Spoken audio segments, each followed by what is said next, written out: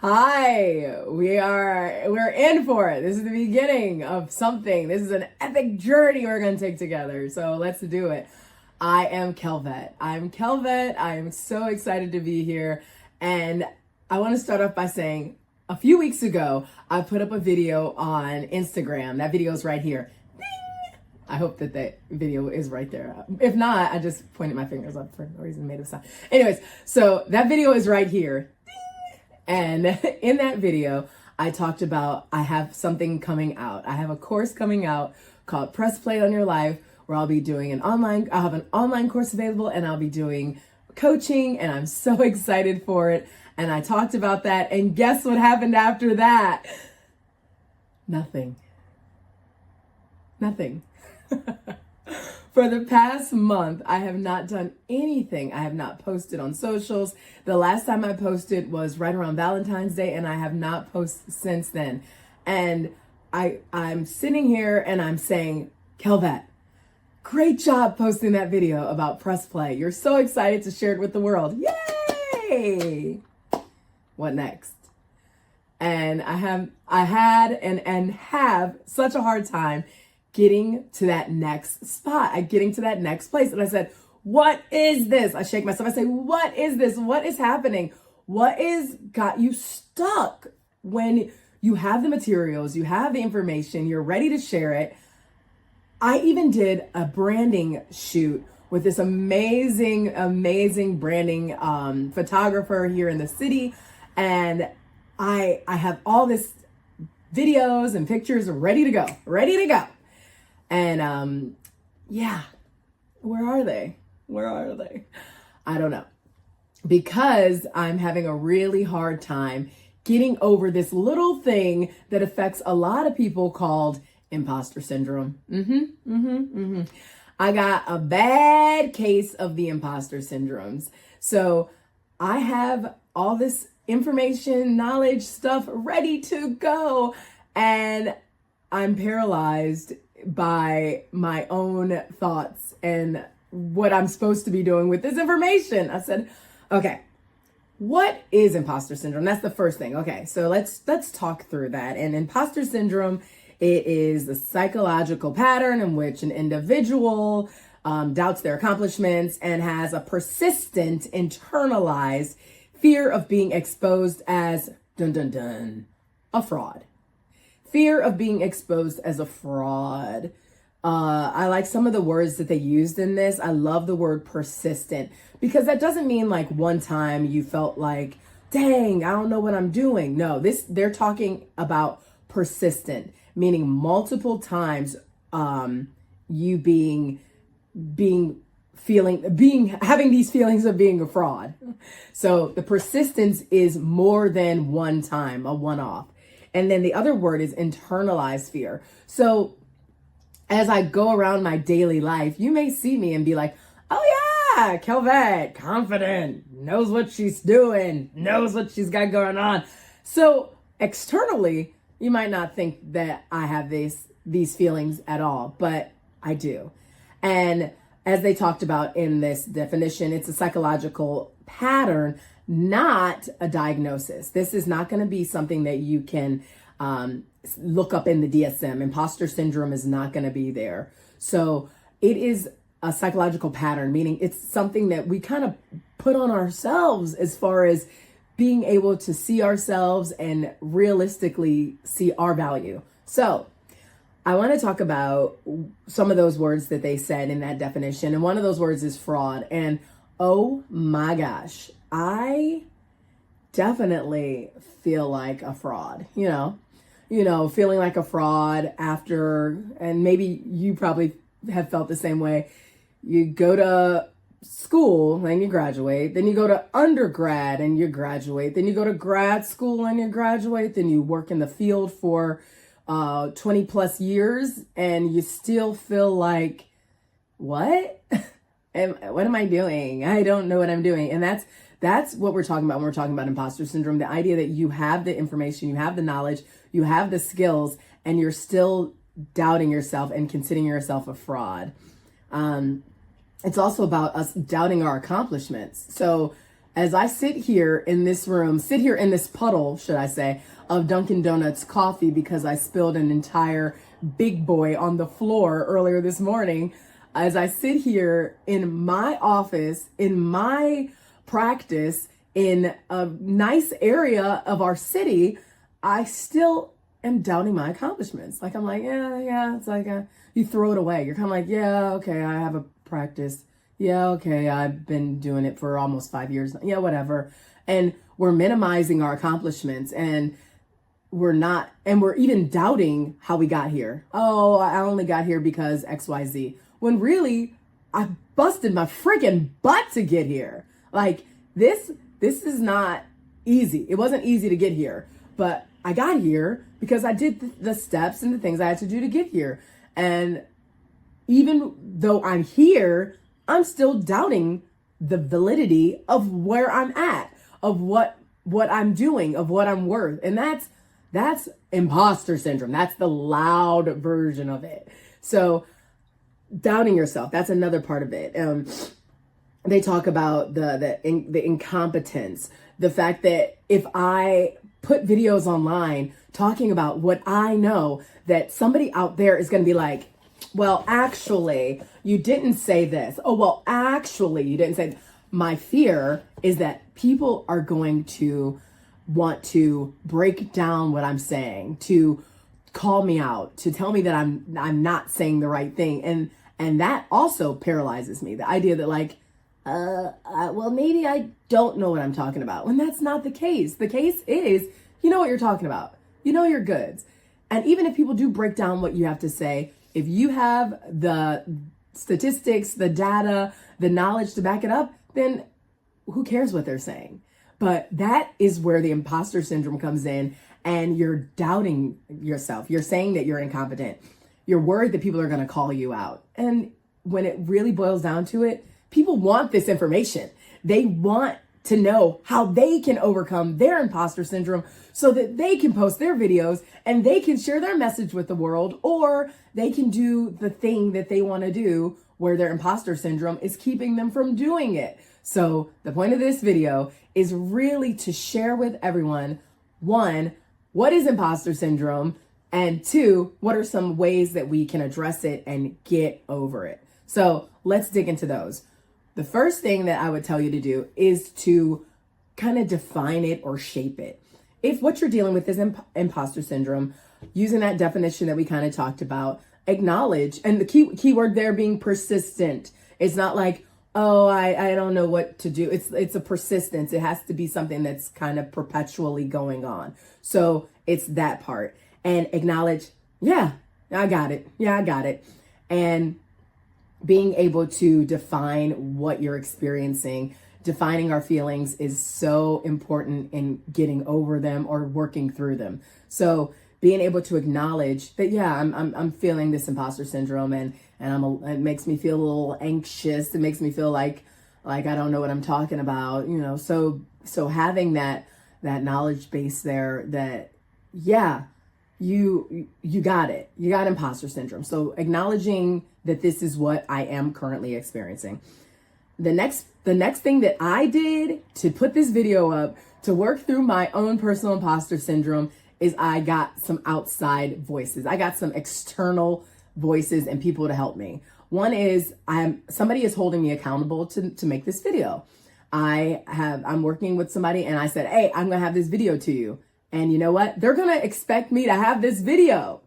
And I need to get this video done. So I am being held accountable by an external person. So tell somebody, hey, I need to get this assignment completed.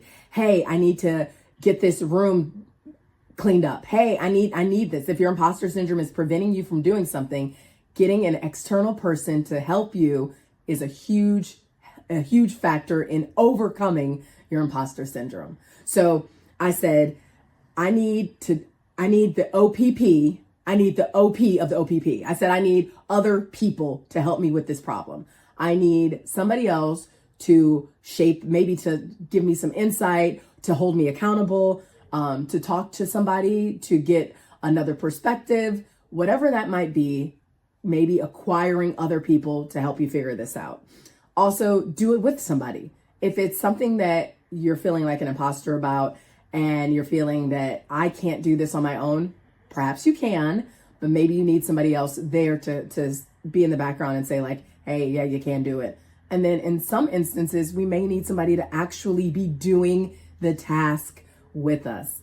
The first set of videos that I made, I had to have somebody actually hold the Osmos camera in front of me and help me to make those videos. So to work through that imposter syndrome, they had to be there and say, go. No smile on her face. She said, go. She had a smile on her heart. She wasn't being cruel, but she was saying, get it done.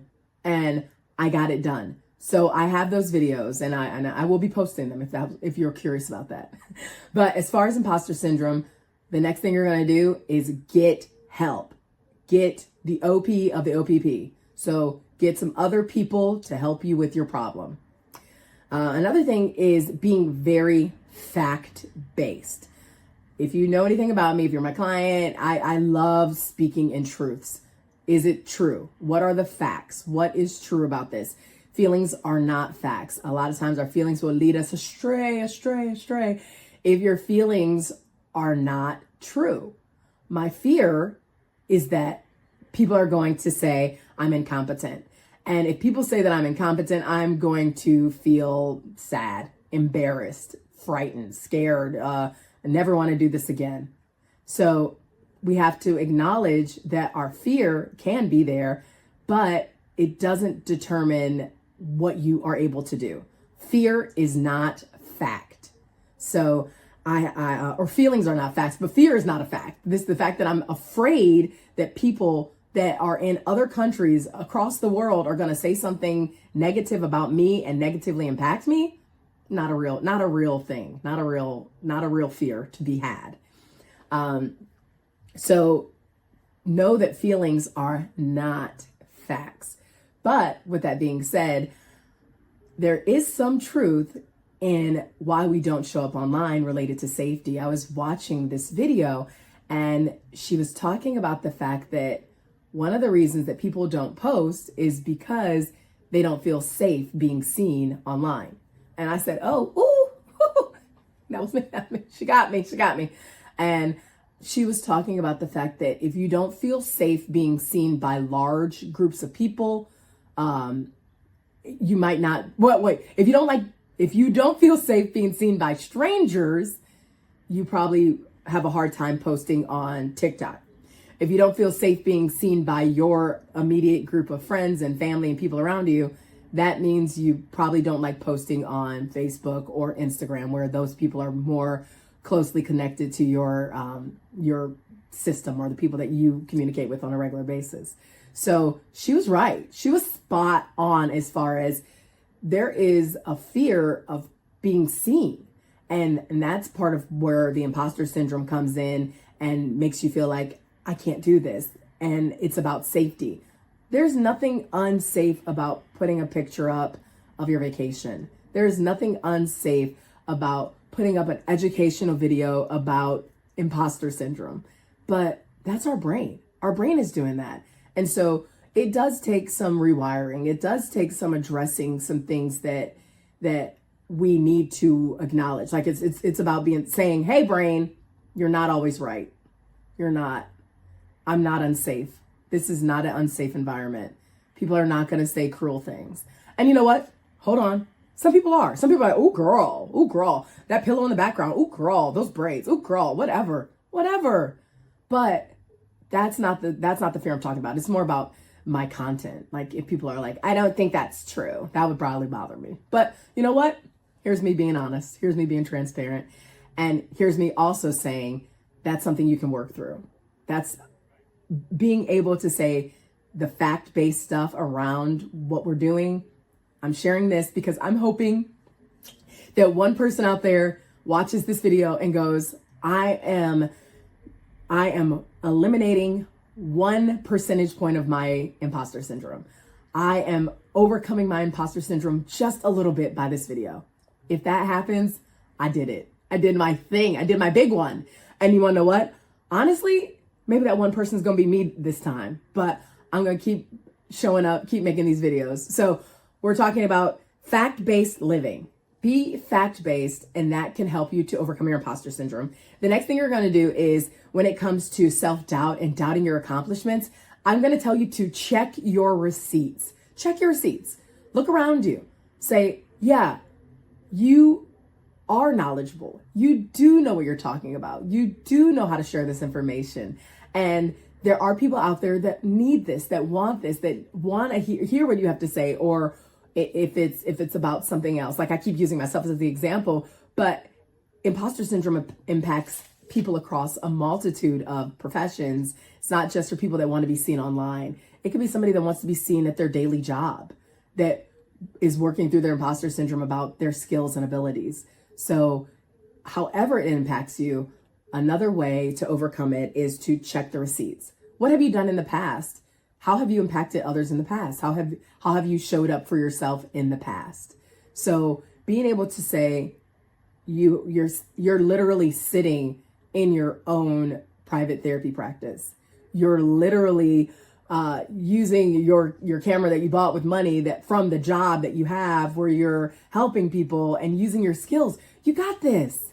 You got this. So it's a sprinkling of that self-talk and a sprinkling of that checking your receipts. This is fact-based. These things are known to be true, and you're going to be okay. So when it comes to imposter syndrome, things that you can do, I love a recap. You're going to learn, I love a good old recap.